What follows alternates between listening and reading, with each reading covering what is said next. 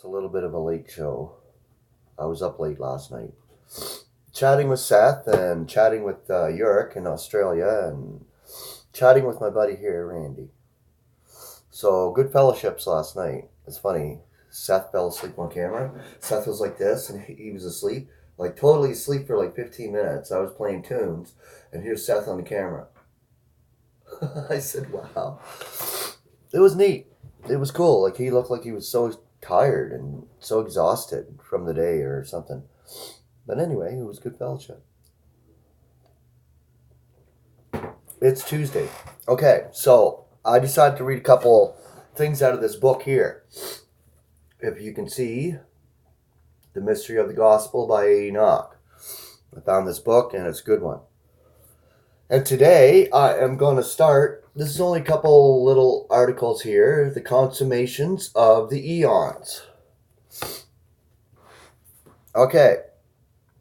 We have cited every occurrence of the word eon and Eonian. The words, both of them. Eon and Eonian in the New Testament. Only one passage remains, which has not been discussed. It contains the phrase, the end of the eons, or, as we prefer to render it, the consummations of the eons. Sorry about my nose. Had an allergy attack, so it's kind of a late show, too, because of that. Every time I get allergy attacks, it takes a while to come out of him. This old nose of mine just freaking goes nuts. Okay, the consummations of the eons. 1 Corinthians chapter 10, verse 11. For they not only come to an end, but culminate in the accomplishment of the purpose. Oh, frig. You'll have to excuse me for a minute. Oh.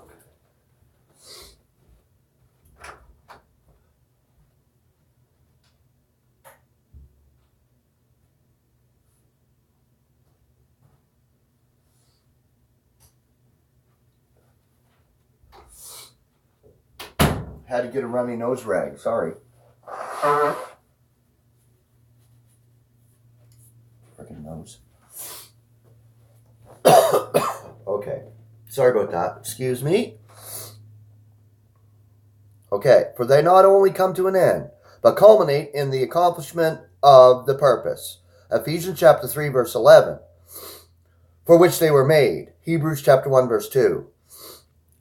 That the word end or consummation really refers to a winding up of the eons is seen when we examine all of its occurrences, which refer to time. Thrice, it is in contrast to the beginning or origin.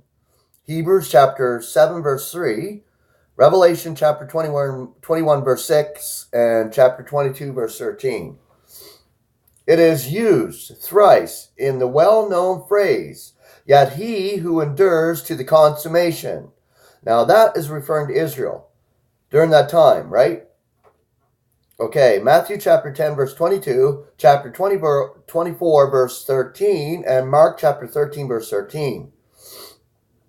Many other instances might be cited where it has this force, but perhaps one will suffice. We are told that of his kingdom there shall be no end. Luke chapter 1, verse 33, authorized version. As we have shown before, the kingdom never ceases, but is handed over to the Father. It has no consummation.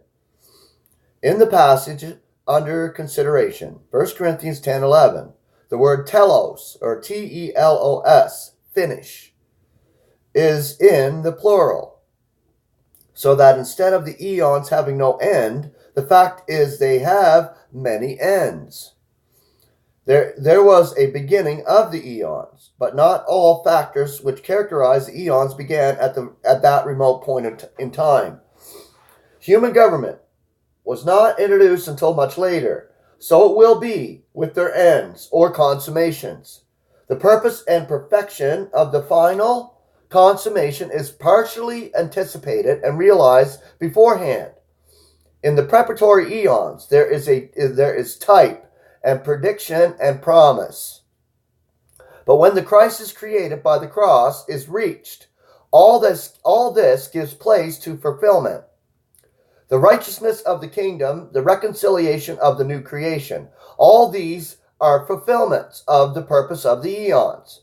All these are consummations, though in English we hardly may call them ends. The final consummation, then, is not immediately introduced by worldwide judgments, or the instant arrest of a revolt or a new creation, though these are steps necessary to bring it about, but is rather the deposition of a perfect universe into its perfect depository, God. It is marked only by the subjection of the Son, after all else has been subjected, and this perfection is itself the result of previous consummations. In this light, we can understand the apostle telling the Corinthian saints of the arrival of the consummations of the eons. Now the time had come for the fulfillment of the types. But in a far deeper and closer sense, are we, as well as the Corinthians, associated with the consummations of the eons. The rejection of Israel has made way for the spiritual fulfillment of all for which they wait more than 1,000 years. Our justification is more than millennial.